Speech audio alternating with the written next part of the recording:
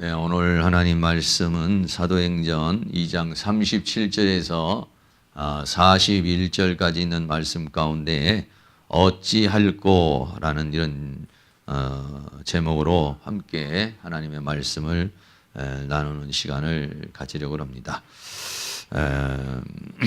베드로가 오순절에 성령의 역사가 일어나고 난 다음에 그 오순절의 성령의 역사가 어떻게 된 것이냐 하는 것을 요엘서를 통해서 하나님께서 미리 요엘서를 통해서 주신 요엘 선지자를 통해서 주신 그 역사가 바로 일어난 것이다 라고 그렇게 얘기를 했습니다.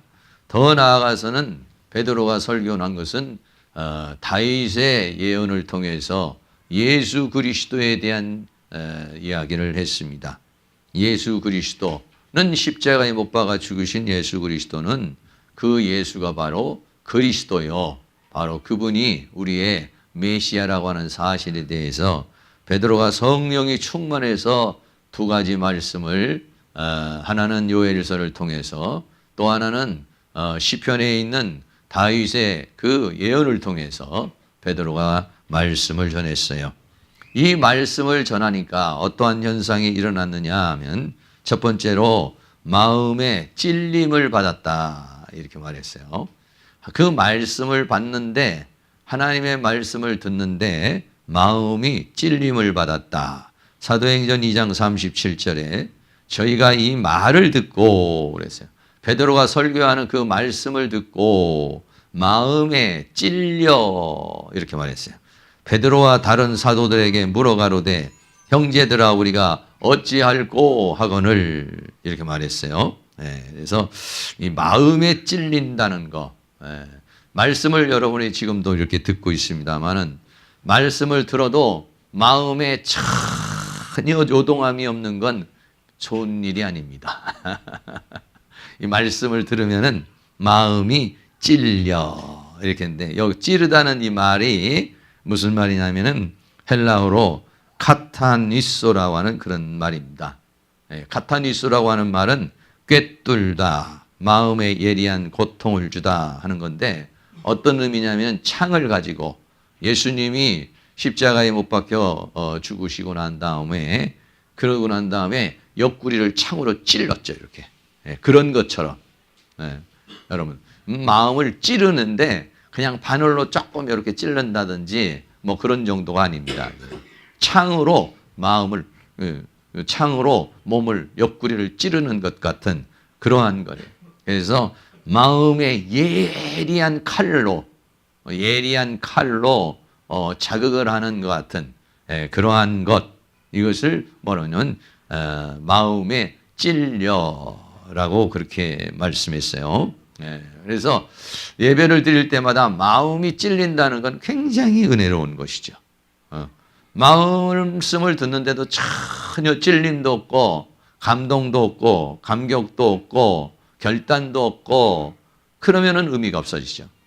마음에 찔림이 와야 그 다음에 어떠한 신음이 나온다든지 고백이 나온다든지 결단이 이루어진다든지 이렇게 되는 것이죠. 성경 히브리서 4장 12절에 하나님의 말씀은 살았고 운동력이 있어 좌우에 날선 어떤 검보다도 예리하여 혼과 영과 및 관절과 골수를 찔러 쪼갠다 이렇게 말했어요. 그러니까는 하나님의 말씀이 들어오면은 우리의 육신이 반응을 하고 우리의 혼이 반응을 하고 영이 반응을 하는 것은 왜냐하면은 거기에 하나님의 말씀이 와서 역사를 하는 거죠. 하나님의 말씀은 살았고 운동력이 있어서 우리의 생각의 운동력을, 우리의 감정의 운동력을, 우리의 영혼의 파장을 일으킨다 이런 얘기죠. 그래서 혼과 영과 몸을 찔러 쪼개는 역사가 있는 게 뭐냐? 하나님의 말씀이다 이런 얘기. 그런데 이 히브리서 4장 12절에 있는 말씀과 같이 그 말씀을 받는 모든 사람들에게 그러한 역사가 일어난 거예요. 마음의 찔림의 역사가 일어나는 거예요. 마음의 생각의 감정에 자극이 온 거예요. 하나님께서 말씀을 통해서 터치를 하시는 것이죠. 예. 이런 은혜가 오늘 이 시간에도 일어날 수 있기를 주의 이름으로 축원합니다. 하나님의 말씀을 읽거나 하나님의 말씀을 듣거나 하나님의 말씀을 묵상을 할 때에 거기에 감정의 변화가 일어나고 생각의 변화가 일어나고 의지의 변화가 일어나고 뭐 이런 역사가 일어나는 거. 이건 뭐냐면 하나님께서 말씀을 통해서 나에게 말씀하시는 것이고 나에게 역사하시는 것이라는 것이죠. 네. 그래서 요한복음 8장에 보면은 간음한 여인이 나옵니다. 네, 간음한 여인이 나오는데 바리새인들이 그 간음한 여인을 데려다 놓고 막 정죄를 하는 그런 모습이 나옵니다. 네, 그런데 그 요한복음 8장 7절 말씀에 그 간음한 여인을 돌멩이로 쳐서 죽이려고 돌멩이를 다 들고 이렇게 있는데 예수님에게 묻죠. 이 여인을 어떻게 해야 되느냐 물으니까 요한복음 8장 7절에 저희가 묻기를 마지 아니하는지라 계속 예수님에게 그 답변을 요구를 하는 것이다 이런 얘기죠. 그래서 예수님이 일어나 가로사대 너희 중에 죄 없는 자가 돌로 치라. 땅바닥에 글을 쓰시고 일어나셔서 하는 말이 뭐라고 그랬냐면 너희 중에 죄 없는 자가 먼저 돌로 치라. 그렇게 말씀했어요. 그리고 난 다음에 다시 몸을 굽히사 손가락에 땅을 쓰셨어요. 뭐라고 쓰셨을까? 우리가 여러 가지로 추측을 해보는데 십계명을 썼을 수도 있고 거기에 있는 사람들의 죄를 갖다가 하나씩 열거하면서 썼을 수도 있겠고 어쨌든 예수님이 그렇게 말씀을 하시는데 어떤 현상이 일어났느냐? 요한복음 8장 9절입니다. 우리 다 같이 한번 읽습니다. 저희가 이 말씀을 듣고 양심의 가책을 받아 어른으로 시작하여 젊은이까지 하나씩 나가고 오직 예수와 그 가운데 섰는 여자만 남았더라. 여기서 말씀을 듣고 무슨 현상이 일어났느냐? 양심의 가책을 받았다 이렇게 했어요. 이런 현상이 뭐냐면 마음에 찔림을 받는 그런 상황이 되는 것입니다. 네. 하나님의 말씀이 나에게 역사를 하면요. 양심의 가책도 받고 하나님의 말씀이 내 안에서 역사를 하면은요. 내 생각에 내 감정에 반응이 일어나는 것이죠. 어느 정도 반응이냐? 창으로 나를 콱콱 찌르는 것 같은 그런 느낌이 오는 거예요. 그런 느낌이 온다는 건 뭐냐면 그 사람이 살아있는 사람이에요. 하나님 말씀도 살아있고 내 영도 살아있고 내 믿음도 살아있는 사람은 하나님의 말씀이 나에게 역사를 해서 내 마음에 어떤 자극을 주고 하나님의 터치가 왔을 때 내가 그 터치에 의한 반응이 일어나게 돼요. 그러나 영이 민감하지 못하고 생각이 굳어져 있고 감정이 굳어져 있는 사람은 하나님의 말씀이 내 양심을 터치를 해도 하나님의 말씀을 통해서 하나님이 나에게 말씀을 하셔도 내가 그거를 들을 수 있는 귀가 없어요. 그걸 느낄 수 있는 마음이 없어요. 그거를 볼 수 있는 눈이 없어요. 그러면 뭐냐면 무감각하게요. 반응을 못해요. 반응. 그래서 우리가 이 주일날에도 예배 시간에 먼저 와서 찬양을 하고 기도를 하고 미리 이렇게 하는 건 뭐냐면 내가 오늘도 예배를 통해서 말씀에 반응할 수 있는 그러한 내 마음의 밭을 만드는 거죠. 내 영의 밭을 만드는 거예요. 예. 그래서 준비를 많이 하고 하나님 오늘도 말씀을 주시옵소서. 하나님의 말씀을 통해서 이 예배를 통해서 나에게 말씀하여 주시고 내 양심을 터치해 주시고 내 생각과 감정을 터치해 주시고 하나님의 말씀은 살았고 운동력이 있어 나에게 역사하여 주시옵소서. 이렇게 하면은요 정말 하나님의 말씀이 나에게 그러한 은혜로 역사를 하는 건데 이 요한복음 8장에서 간음한 여인을 죽이려고 전부 다 돌멩이를 가져왔던 사람들이 은혜를 받아 양심의 가책을 받았다는 건 뭐냐? 은혜를 받았다는 거예요. 마음의 찔림을 받았다는 건 뭐냐? 은혜가 임했다는 거예요. 하나님의 은혜가 주어졌다는 거예요. 예.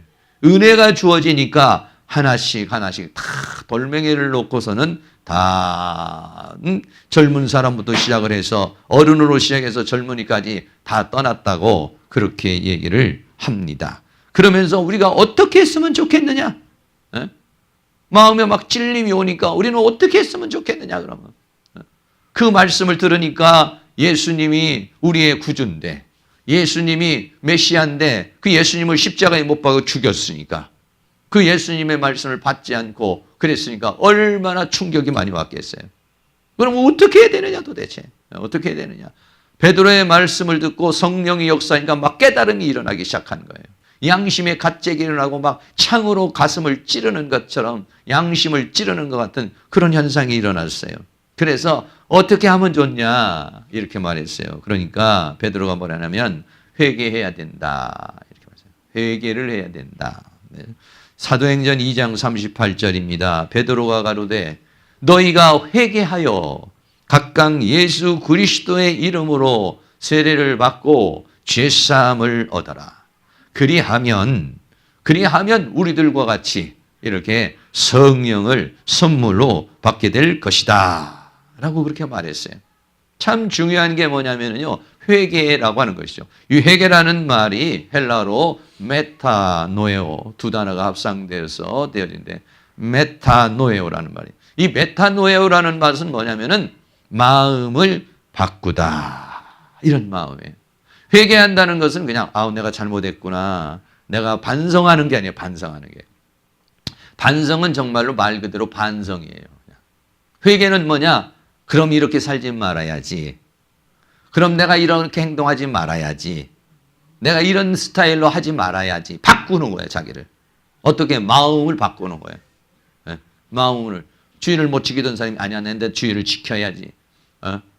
봉사하지 못하는 사람은 봉사해야지. 전도하지 못하는 전도해. 뭔가 찔림이 왔을 때, 그 말씀을 통해서 나에게 하나님이 찔림이 오고 깨달음이 왔을 때 그 깨달음대로 내 마음을 바꾸는 거야.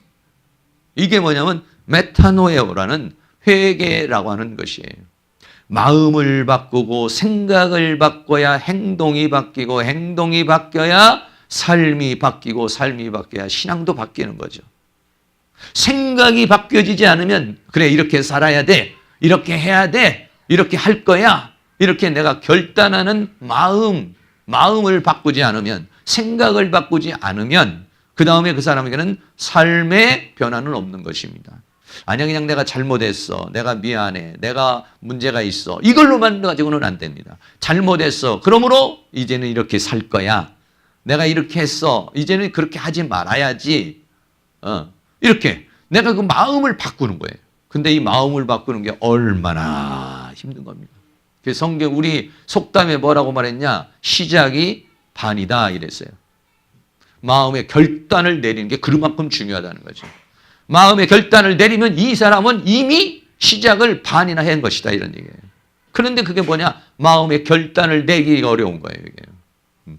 그러니까 이거는 성령이 강력히 역사를 해야지 내 마음을 바꾸고, 내 생각을 바꾸고, 내 고집을 바꾸고, 내 철학을 바꾸고, 내 주장을 바꾸고, 내 사고를 바꾸는 거야, 이게. 뭘로? 내 사고에서 말씀으로 내 사고를 바꾸는 거예요. 깨달아진 말씀으로, 깨달아진 진리로 비진리를 버리고 진리로 바꾸는 거. 이게 뭐냐? 회개라, 이런 얘기예요. 메타노에오라는 그런 얘기입니다. 메타노에오, 회개하라.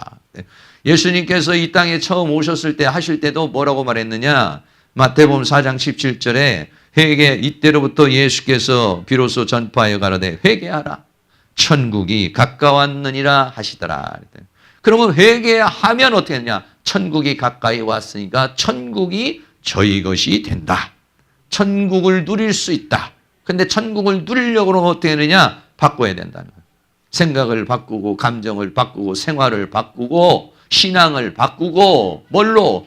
예수님이 주시는 말씀으로, 하나님 주시는 말씀으로. 계시록의 2장에서 3장까지 7교회에 보내는 서신에도 전부 다 나누는 말씀 중에 하나가 뭐냐면 회개하라 그랬어요. 물론 이제 책망이 없는 교회는 회개가 없었습니다만, 계시록 2장 16절에 그러므로 회개하라. 문제는 있었어요. 많은 교회들이 다 문제가 있었고 책망이 있었어요. 그러나 성경은 뭐라냐? 기회가 주어지는 거예요. 어떤 기회가 주느냐? 회개하면, 아무리 잘못했어도 회개하면, 아무리 문제가 있어도 하나님 어떻게 해요? 용서해 주신다는 것이죠. 그리고 새롭게 출발할 수 있는 은혜를 주신다는 거죠. 그러나 회개하지 않으면, 그리하지 아니하면 내가 내게 속히 임하여 내 입의 검으로, 내 입의 검이라는 걸 하나님의 말씀으로, 진리로 그들과 싸우리라. 그러니까 네 사상이 맞는지 내 말씀이 맞는 것인지 이것이 대결이 일어나는 것이죠. 그러니까 내가 하나님 앞에 회개하지 않는 것은 하나님과 싸우는 거예요. 내가 지금 하나님의 말씀과 싸우는 거예요. 내가 진리를 대적하는 거예요. 지금 여러분, 하나님과 싸워서 이기실 수 있는 분이 혹시 여기 계실지 모르겠어요. 어떤 분은 뭐 하나님 앞에 뭐 띵깡 기도를 한다고 그러고 뭐 어쩌고 이렇게 하는데, 저는 그런 분들 보면 참 대단한 능력이라고 생각을 해요. 보통 능력이 아니야. 하나님 앞에 막 대적을 하고 그렇게 하는 것이 이게 참 회개하지 않으면 어떻게 되겠습니까? 회개하지 않으면 하나님의 은혜를 받을 수가 없어요. 그러나 회개하면 하나님의 역사가 일어나는 거예요. 신앙생활하면서 가끔 여러분이 눈물이 좀 흘려야 돼. 그 눈물이 뭐 그냥 사는 데서 서러움의 눈물이 아니라 마음을 바꾸는 눈물, 반성의 눈물 정도 가지고는 안 돼요. 반성의 눈물 가지고는 안 돼. 가룟 유다도 반성은 했어요. 내가 무죄한 죄를 팔았구나. 그런데 스스로 죄책감에 사로잡혀서 목숨을 끊어버리고 말았어요. 그게 하나님이 원하는 것이 아니죠. 회개, 이 회개의 영이 우리 모두에게 일어나실 수 있기를 주의 이름으로 축원합니다.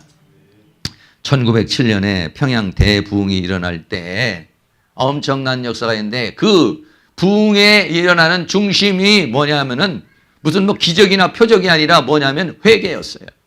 먼저 지난주에도 말했지만 그 길선주 목사님이 자기가 좀 속여서 돈을 좀 이렇게 훔친 거에 대해서 회개를 먼저 공개적으로 해버렸어요. 여러분, 죄라는 것이 자기 혼자서 하는 것도 굉장히 창피하고 혹시 누가 들을까 봐.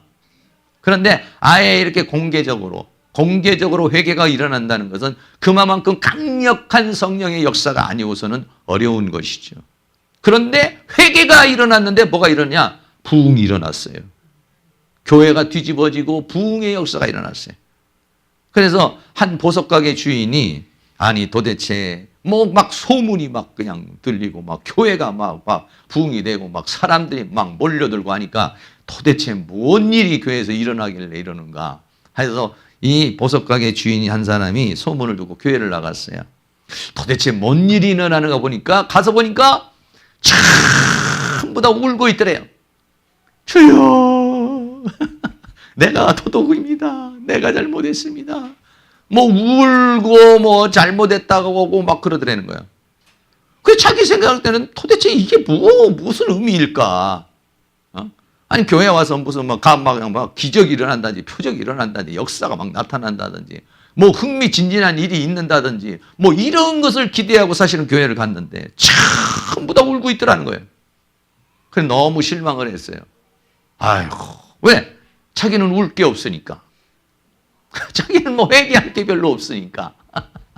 뭐 그런 마음이, 내가 무슨 죄인이라는 마음도 안 생기고 내가 무슨 그렇게 울 만한 일들이 없으니까, 그런 감동이 오지 않으니까 너무 사람들이 이상해서 그래가지고 교회를 안 나갔어요.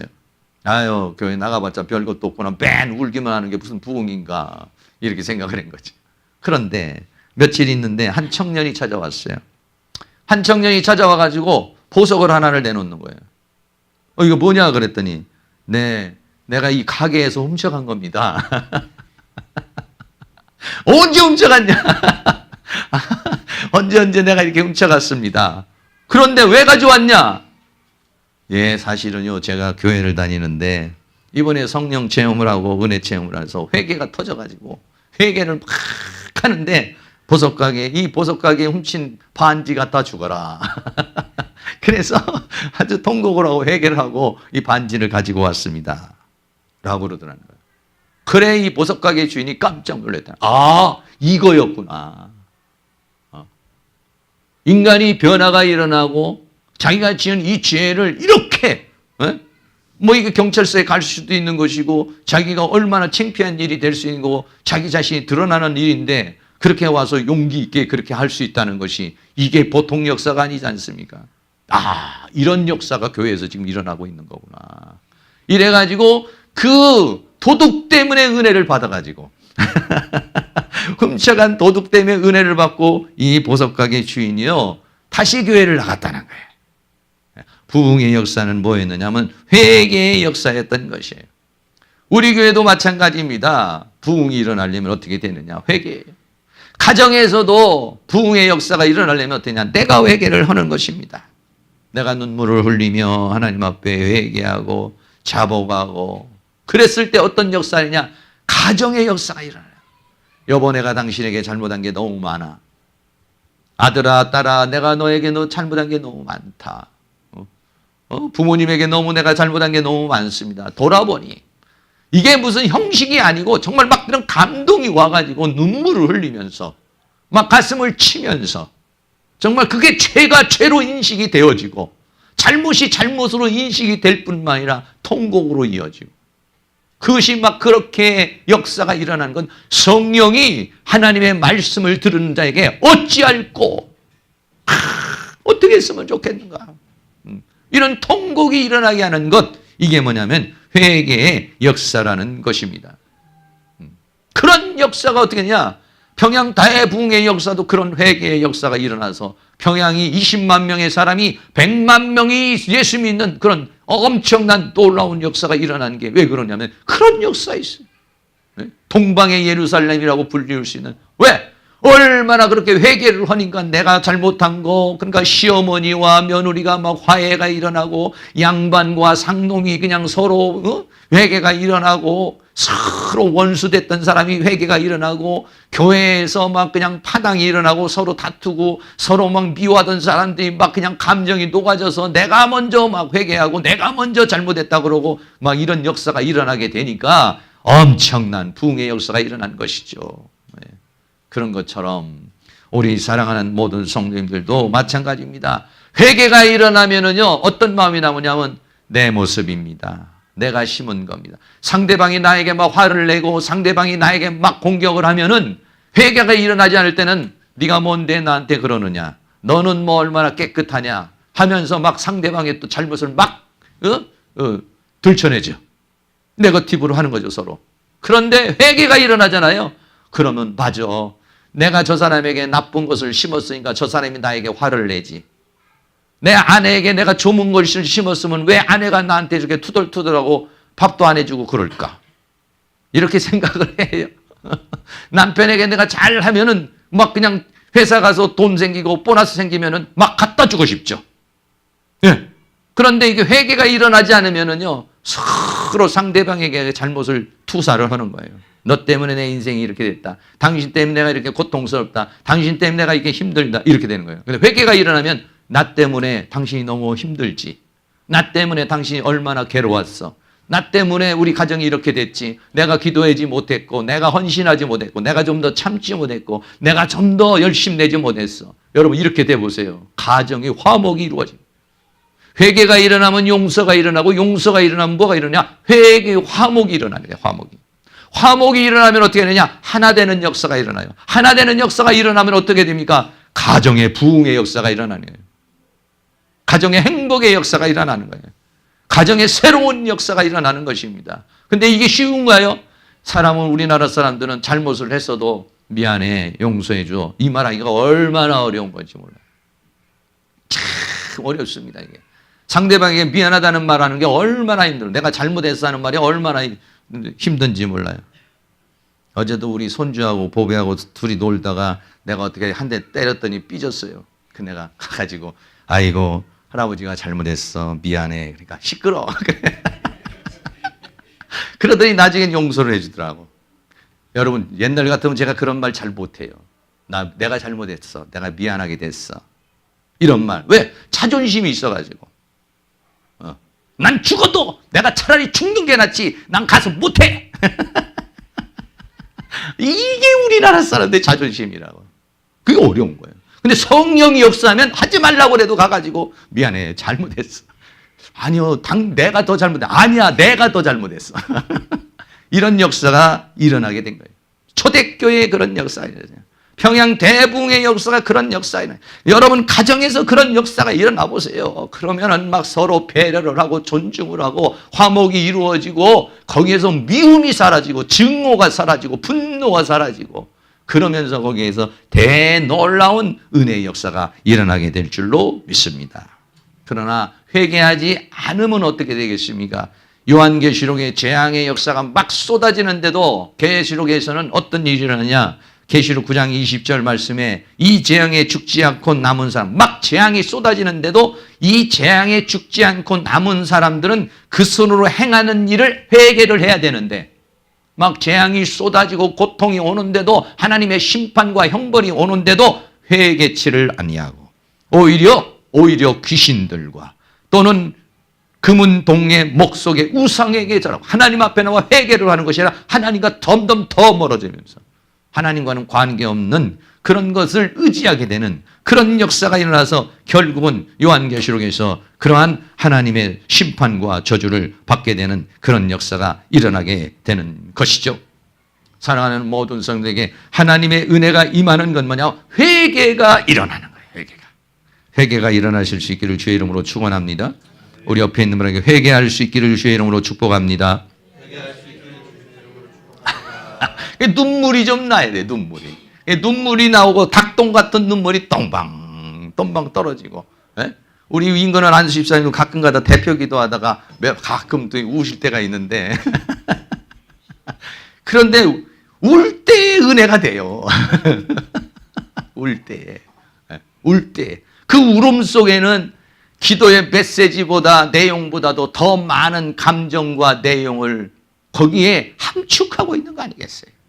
함축하고 있는 그것이 다른 사람의 마음을 울리고 다른 사람의 마음을 감동시키는 역사가 일어나는 것이지.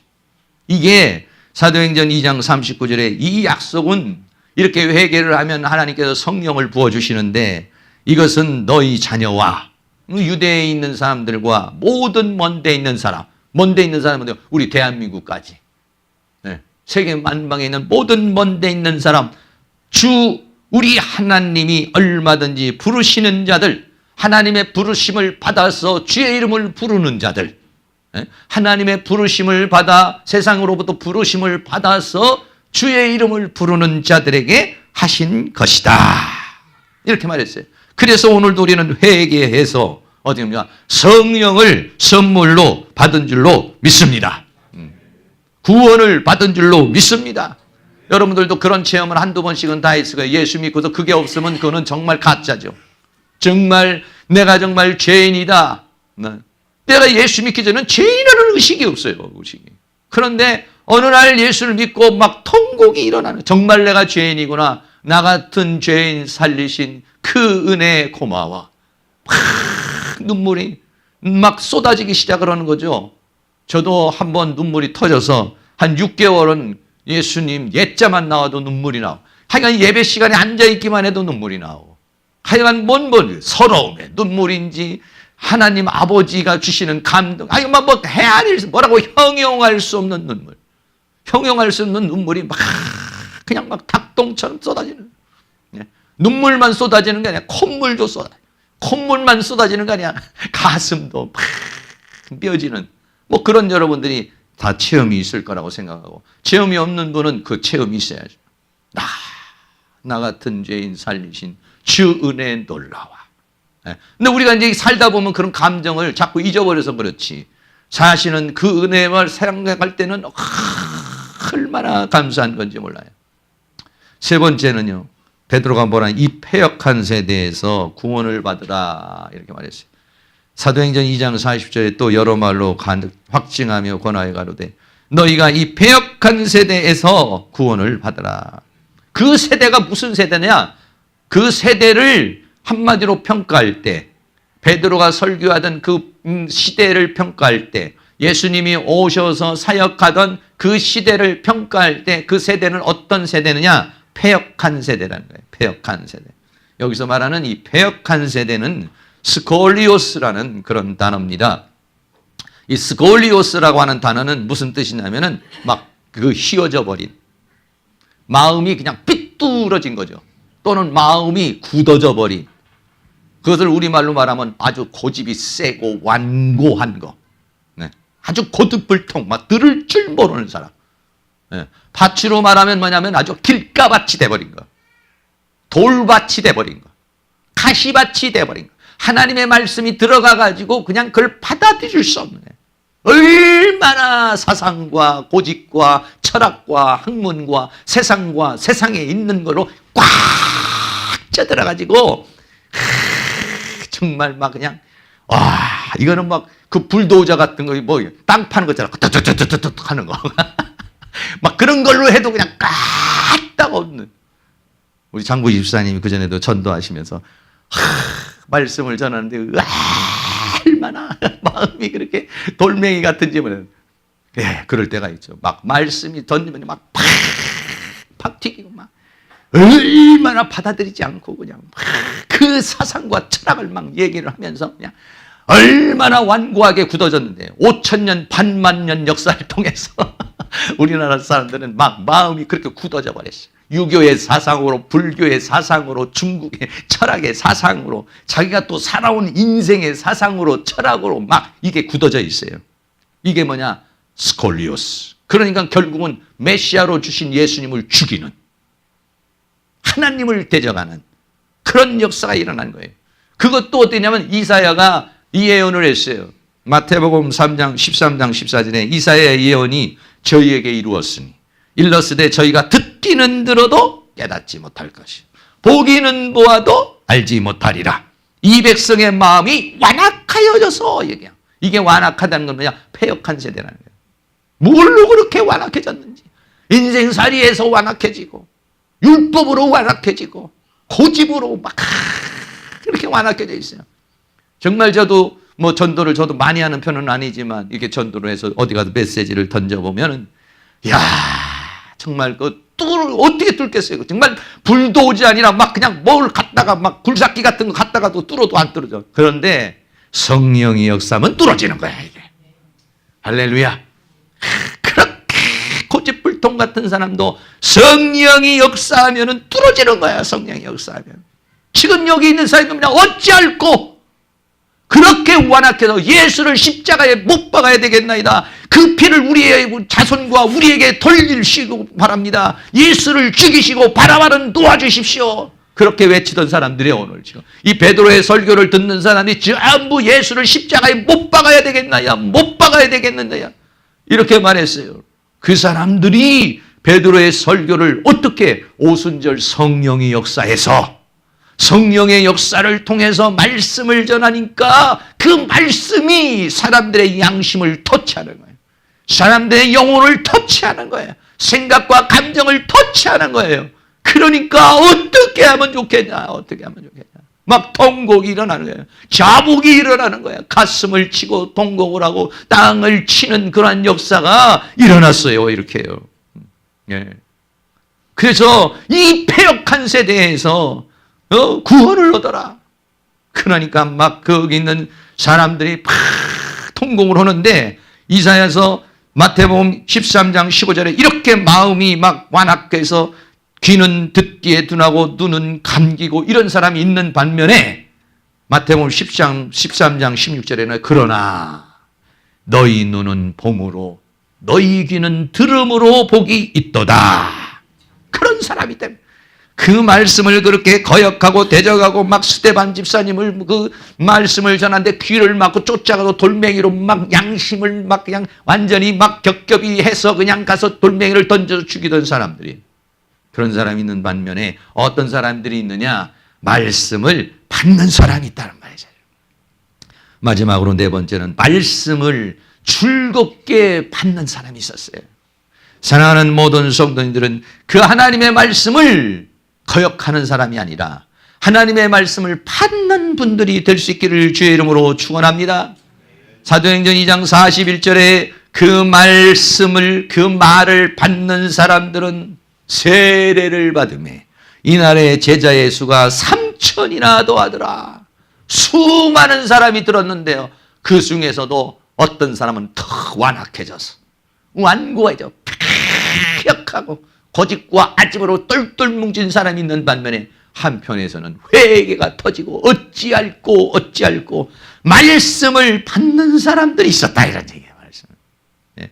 이 하나님의 말씀을 받는 사람이 어떤 사람이냐? 복 있는 사람이에요. 복 있는 사람. 복 있는 사람. 말씀을 즐거워하며 매일 묵상하는 자가 복 있는 사람이라 했어요. 우리가 시편 1편 1절에 복 있는 사람은 악인의 꾀를 쫓지 아니하며 죄인의 길에 서지 아니하며 오만한 자의 자리에 앉지 아니하고 2절입니다. 2절은 같이 함께 하겠습니다. 오직 여호와의 율법을 즐거워하여 그 율법을 주야로 묵상하는 자로다. 즐거워요. 하나님의 말씀이 즐거워요. 예배하는 시간이 즐거워요. 기도하는 시간이 즐거워요. 하나님 말씀 보는 시간이 즐거운 사람. 이 사람이 어떤 사람이냐? 복 있는 사람이라는 것입니다. 또 하나님의 말씀이 즐거움이 되는 사람도 있어요. 시편 119편 11절에 주의 증거로 내가 영원히 기업을 삼았으니 이는 내 마음에 즐거움이 됨이니이다. 또 시편 119편 143절에 환난과 우환이 내게 미쳤으나 주의 계명은 나의 즐거움이니이다. 할렐루야. 저도 막 말씀을 깨달아지고 말씀을 연구하고 말씀을 묵상을 할 때는 얼마나 하나님의 말씀이 풀어질 때마다 내 마음이 즐거움이 되고 내 마음에 기쁨이 되고 내 마음에 막 보석을 쌓는 것 같아요. 내 주머니에 막 그냥 보석이 그냥 막 몇 개씩 있는 것 같아요. 돈은 하나도 없지만은 버스 타고 오고 또는 지하철 타고 오고 어디 세미나 가서 어디 가서 공부하고 서울 갔다 오고 어디 갔다 오면서 버스 안에서 오고 지하철에서 막 찡기면서 와도 내 주머니에는 내 가슴에는 내 영혼에는 막 보석이 거기서 깨달은 말씀이 막 보석이 되고 깨달은 말씀이 내게 즐거움이 되고 깨달은 말씀이 기쁨이 되고 진리를 깨닫게 되어졌을 때 그 기쁨이 말할 수 없어요. 말할 수 없어요. 이런 기쁨이 넘쳐나실 수 있기를 주의 이름으로 축원합니다. 어떤 분들은 말씀을 보기만 하면 수면제 듣기만 해도 수면제. 어떤 분은 설교 들으면서 주무시고 어떤 분은 성경 보면서 주무시고 네, 좋아요. 뭐 이렇게 말씀을 듣다가 편안해서 주무시는 건 좋지만은 마귀가 와서 졸게 해서 주무시는 건 안 되겠죠. 하나님의 말씀이 막 즐거움이 되는 거예요. 즐거움. 그러나 육신에 속한 사람들은 하나님의 말씀을 받을 수가 없습니다.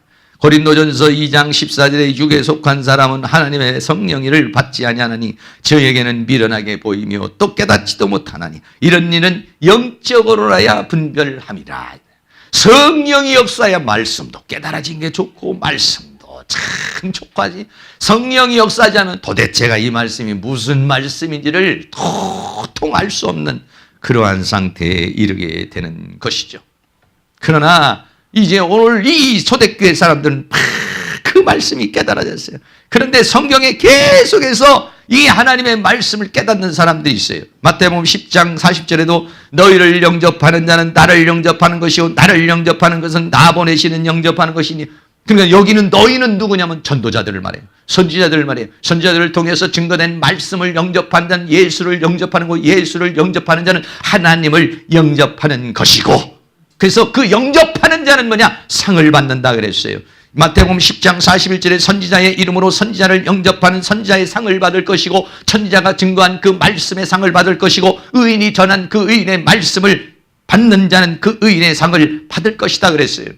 그런데 바울이 사역을 하는 가운데서 갈라디아 성도들이 그렇게 했어요. 갈라디아 4장 14절에 너희를 시험하는 것이 내 육체에 있으되, 바울에게 여러 가지 시험거리가 있었다니, 말도 잘 못하고 여러 가지로 문제가 좀 있었다 이거예요. 그러나 이것을 너희가 업신여기지 아니하고, 바울에게 있는 약점과 단점을 업신여기지 아니하고 버리지 아니하고 오직 나를 하나님의 천사와 같이 또는 그리스도 예수와 같이 영접해 줬다는 거예요. 갈라디아 성도들이요. 기가 막히죠. 또 더 나가서는요, 이 데살로니가에 있는 교인들은 어떻게 했냐? 데살로니가 전서 2장 13절에 이러므로 우리가 하나님께 쉬지 않고 감사하면 너희가 우리에게 들은 바 하나님의 말씀을 받을 때 사람의 말로 받지 아니하고 하나님의 말씀으로 받았으니 진실로 그러하다. 하나님의 말씀을 받은 말씀이 너희 믿는 자 속에서 역사하느니라 그랬어요. 그 말씀을 하나님의 말씀으로 받았고 믿음으로 받으니까 그 말씀이 자신의 믿음으로 역사하여 역사를 이루었어요. 그런데 베레아 사람들은 더 신사적이었다래요. 사도행전 17장 11절에 베레아 사람은 데살로니가에 있는 사람도 하나님의 말씀을 받아 그 말씀 믿음으로 역사했지만은 이 베레아 사람들은 더 신사적, 더 영적이고 더 뜨거운 열망을 가진 사람이에요. 하나님의 말씀을 받을 때 간절한 마음으로 말씀을 받고 더 나아가서는 한 단계 더 남아 이것이 그러한가 하여 날마다 성경을 상고하느라 했던. 왜? 말씀이 기쁨이 되고 깨달음이 되고 그 말씀이 내 빛이 내 길의 등이요 내 길의 빛이니까 그 말씀이 즐거움이 되고 기쁨이 되니까. 할렐루야. 그래서 오늘 그 말씀을 받는 사람은 세례를 받았어요. 세례를 받았다는 것은 내가 죄인입니다. 예수님이 나의 구주입니다. 나 이제 하나님 말씀대로 살겠습니다. 나는 예수와 함께 죽고 예수와 함께 살겠습니다. 고백하는 게 뭐냐면 세례요 침례인 것입니다. 그 말씀을 받은 사람은 고백을 하고 세례를 받고 이날의 제자의 수가, 여기서 제자라는 말은 푸시케라는 단어를 썼어요. 이날의 영혼의 수가 이랬어요. 영혼, 푸시케, 영혼들이, 영혼 내 구원이 3,000이나 더하더라. 할렐루야. 우리 교회도 우리 모두에게도 이러한 사도행전의 역사가 일어날 수 있기를 주의 이름으로 축원합니다. 결론을 맺겠습니다. 다시 한번 결론 맺습니다. 하나님의 말씀을 받은 모든 사람들이 창으로 찌르는 것 같은 마음의 찔림을 받았어요. 여러분들이 늘 말씀이 주어지면 찔림이 오고 어찌할꼬 하는 그런 마음이 일어나 회개할 수 있는, 돌이킬 수 있는, 내 생각을 바꾸고 내 감정을 말씀으로 성령으로 바꿀 수 있는 역사가 있기를 축복해요. 이 패역한 세대, 오늘날 이 세대는 말씀을 듣지 않아요. 거부해요. 싫어해요. 이 패역한 세대, 나도 덩달아 양심이 마비되고 나도 덩달아 그렇게 굳어지는 길가밭 돌밭 가시밭이 되는 것이 아니라 패역한 세대의 구원을 받는 것을 옥토로 만드는 거예요. 내 마음을 옥토로, 내 심령을 옥토로, 내 영혼을 옥토로 만들어 하나님의 말씀이 떨어져 100배, 60배, 30배 결실을 받아 이 하나님의 말씀을 받은 자들이 3,000이나 더하더라. 말씀을 받지 않는 패역한 자가 아니라 이 말씀을 받는 그러한 역사에 일어나서 사랑하는 모든 성경에 이러한 놀라운 은혜, 우리 교회에 그런 역사가 일어날 수 있기를 주의 이름으로 축원합니다. 찬양 같이 한번 드립니다. 신실하게 진실하게 거룩하게 살기를 원합니다. 찬양 한번 드리고 동성으로 한번 기도하겠습니다.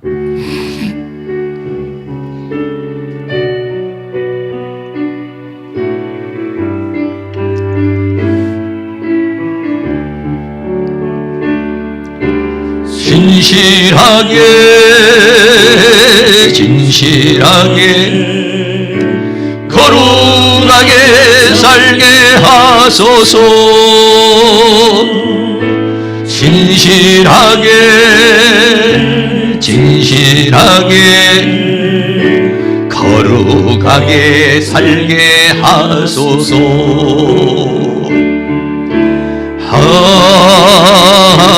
하나님 나의 마음 만져주소서. 하나님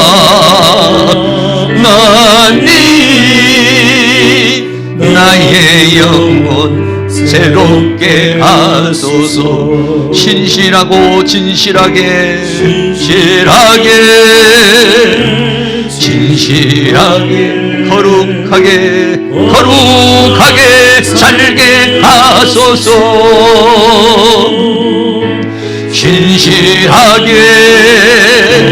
진실하게 거룩하게 살게 하소서. 하나님 나의 기도를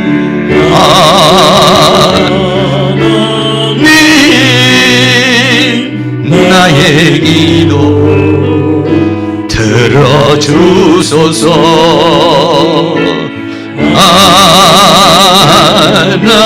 하나님 주의 길로 인도하소서. 한 번 더 하나님 진실하게 신실하게 살기를 원합니다. 거룩하게 살기를 원합니다. 거룩하게 살게 하소서.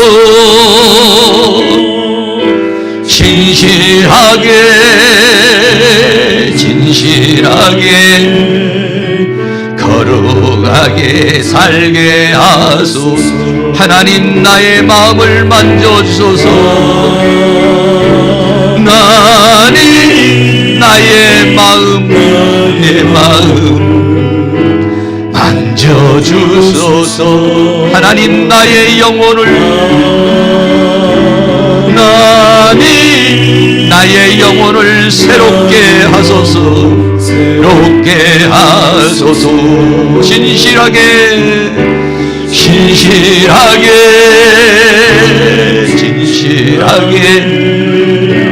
거룩하게 살게 하소서.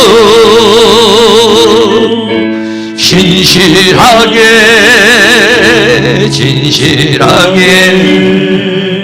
거룩하게 살게 하소서. 하나님 나의 기도를 하나님 나의 기도 들어주소서. 하나님 주의 길로 인도하소서. 동성으로 한번 기도하겠습니다. 하나님 강박한 내 마음, 죄가 죄인지 모르고 살아가는 죄를 떡 먹듯이 하는 우리의 인생을 불쌍히 여겨주시고, 하나님 아버지 앞에 눈물로 회개할 수 있는 회개의 영을 부어주시고, 내 모습입니다. 내가 심은 겁니다. 회개합니다. 용서하여 주옵소서. 그렇게 기도할 수 있는 용기를 주시고 은혜를 내려주시며, 강팍한 마음 아니라 옥토와 같은 마음으로 살아갈 수 있도록 주님 함께 해달라고 다같이 동성으로 기도합니다. 사랑과 은혜가 많으신 우리 아버지 하나님, 오늘도 하나님께서 우리에게 은혜와 사랑 가운데 우리를 인도해 주시고 붙들어 주시는 것을 감사합니다. 이 시간 우리 네 합심 아버지 하나님 앞에 간절한 마음으로 기도합니다. 어찌할꼬 가슴을 치며 내 영혼을 치며 내 마음을 치는 통곡의 역사가 일어날 수 있기를 원합니다. 회개의 역사가 일어날 수 있기를 원합니다.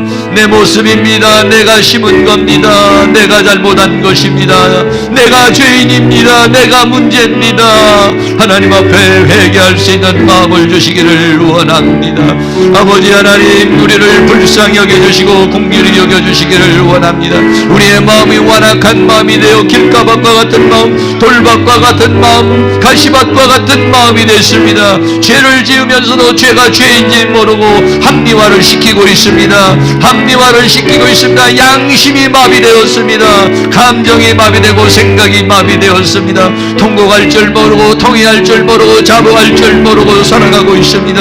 하나님, 우리를 불쌍히 여겨 주시옵소서. 불쌍히 여겨 주시옵소서. 초대교회에 일어났던 회개 역의 역사가 일어나기를 원합니다. 1907년 평양의 대부흥의 역사에 회개의 역사가 일어난 것처럼 회개의 역사가 일어나기를 원합니다. 우리의 마음을 치고 가슴을 치고 통곡하고 자복할 수 있는 회개가 일어날 수 있기를 간절히 원합니다. 내 모습입니다. 내가 심은 겁니다. 내가 잘못한 겁니다. 내가 죄인입니다. 내가 문제입니다.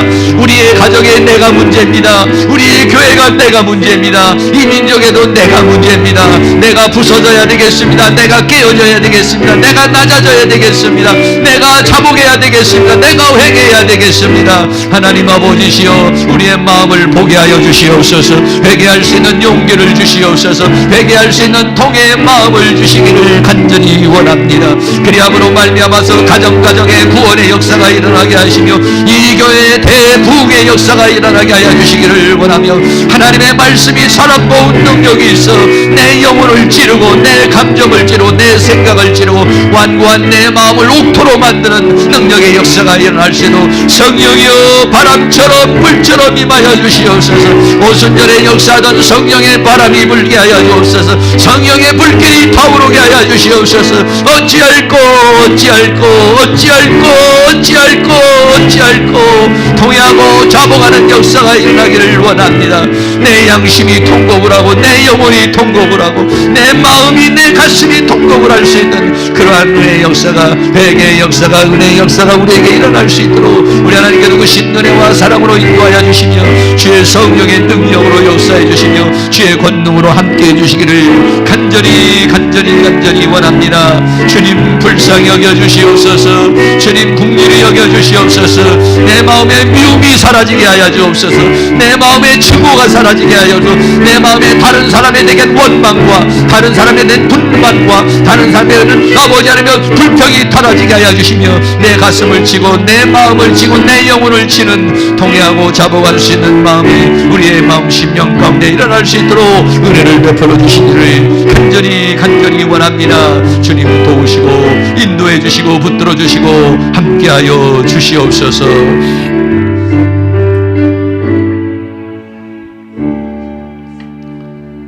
사랑과 은혜가 많으신 아버지, 돌아보면은 내가 잘못한 건데 상대방에게 다 투사를 하며 너 때문이라고, 당신 때문이라고 이렇게 가정에서도 외치며 상대방을 미워하며 분노하며 증오하고 저주하며 정죄하고 비판하고 살아왔습니다.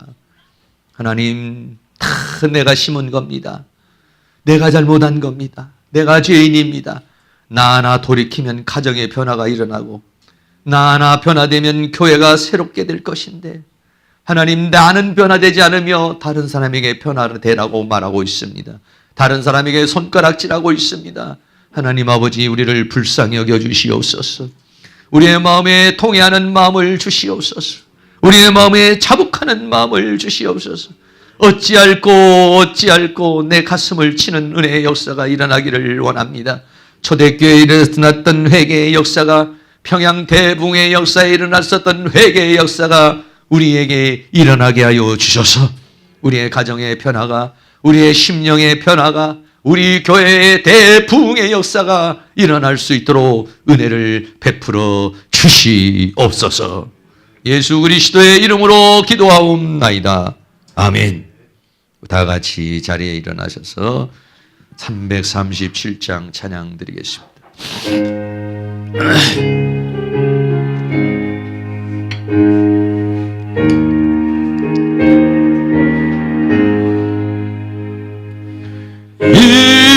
인내하신 무세주여, 내 말 들으사 죄인오라 하실 때에 날 부르소서. 주여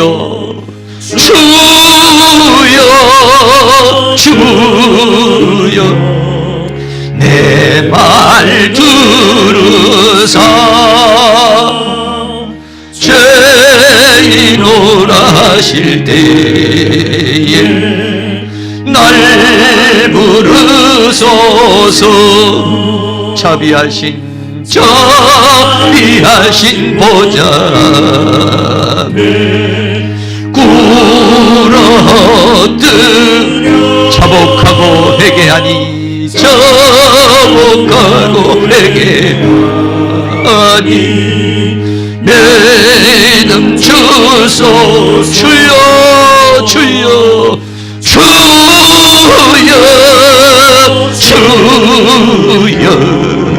내 말 들으사 죄인오라 하실 때에 날 부르소서. 주의 공로 의지하여 주께 가고 상한 마음을 고치시고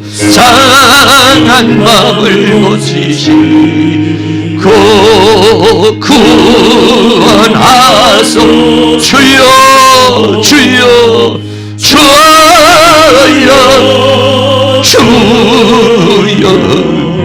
내 말 들으사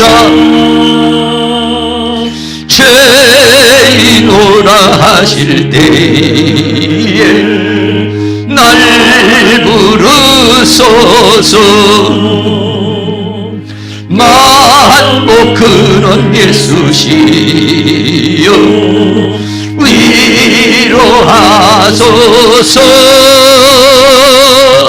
우리 주와 같으신 이 어디 있을까. 아멘. 주여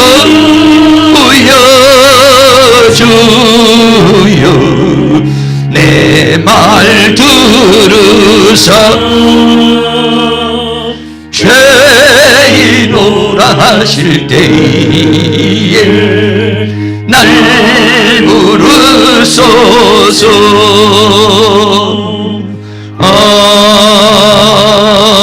아멘.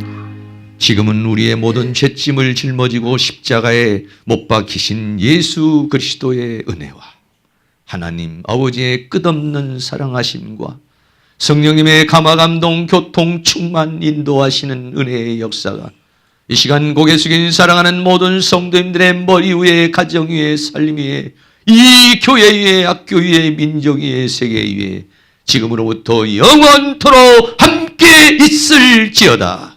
아멘.